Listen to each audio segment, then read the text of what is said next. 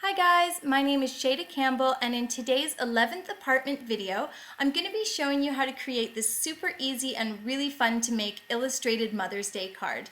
You don't need a lot of supplies, so let's get started. For supplies, you'll need watercolor paper. I'm using Strathmore 140 pound. You can use any kind though. And I've just cut a little square about 4 by 5. You'll also need watercolor discs available at any craft or art store. And you'll need some paintbrushes. I'm using quite tiny paintbrushes today, and as I've mentioned before, I really like the synthetic bristle, but you can try any kind that you like. And you'll need a couple glasses of water, one for cool colors and one for warm colors, and some paper towel. And it's good to have a pencil with a white eraser nearby. And then to finish the card today, you'll be using an artist's pen. Sharpie doesn't work on watercolor paper, it bleeds too much, so I'm using the Stadler Tripless Fine Liner in black or dark gray. And it's good to have a ruler around. As you can see, we're going to draw on this card, or we're going to paint on the card, two arcs of flowers and leaves. And so to guide your paint when you're painting, I've just drawn a sort of rounded rectangle on the inner border of the card, and that arc that you create, that will help to guide your color when you're laying down your color. And this is probably the most important step. You're going to want to choose your color palette before you begin painting. So think about what colors you want to use. I've done sort of a pastel rainbow, or I have just a blue and green. The one at the top there, I did very warm colors with just a hint of blue. So think about that. That's what's really going to elevate your project. And just get rid of a little bit of that pencil line. Now that you kind of know where it is, you just don't want it to be too heavy. You don't want to see it through the paint. And just remember when you begin painting that we're going to put the largest splotches of color in the middle of the corner and then getting smaller as we work to the outer corner of the page. So if you're new to using watercolors, it's all about the water. So you want clean water, and you'll add a lot to the discs to get them nice and wet and to get the paint flowing.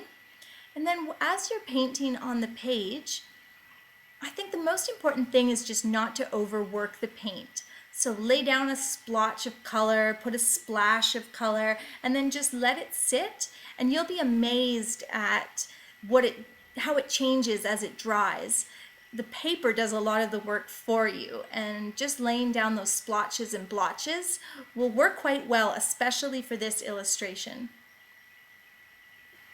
Experiment, have fun, don't be afraid to let the paint run away from you. And you don't want the paint to go on too heavy.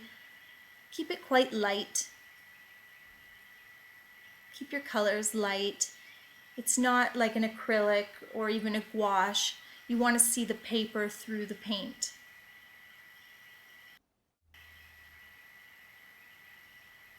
And I've got two large splotches of color in the middle, and then I've added some smaller ones, as I said, as we go out towards the corners. The leaves are probably the only thing that I really formed as leaves. Everything else is just a circle, a blotch, but I did do some sort of leaf-like shapes with a little bit of mint green, as you can see there. And that's it when it's done. This is still wet, and you'll see it'll change slightly as it dries. Parts of it are starting to dry. And here it is dry now. So you can see the way the paper has soaked up the water, and it just looks so cool and blotchy, and there's dark spots and light spots. And this is the fun part. You just take your artist pen, I'm using the black Stadler Tripless Fine Liner, and start drawing. You're doing a contour drawing. That means you're just doing a line drawing.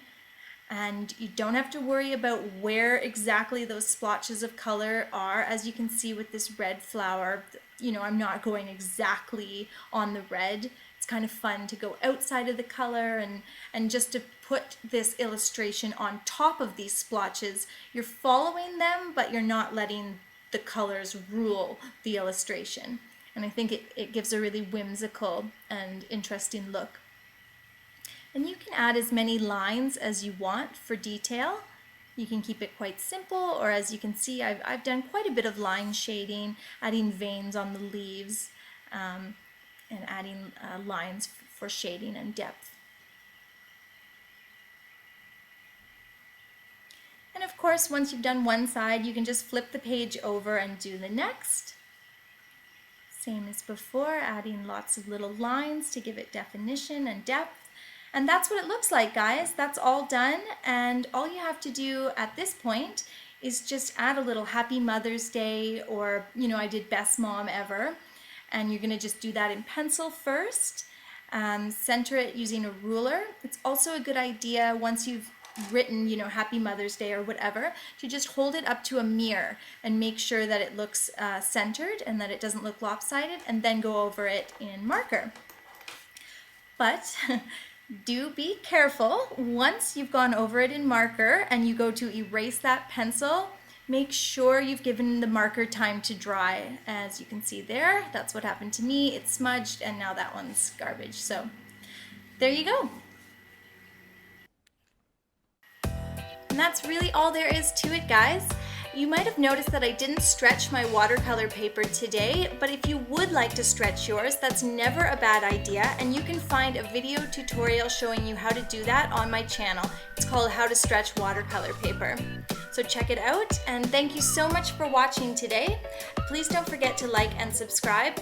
Now go make a Mother's Day card for your mama.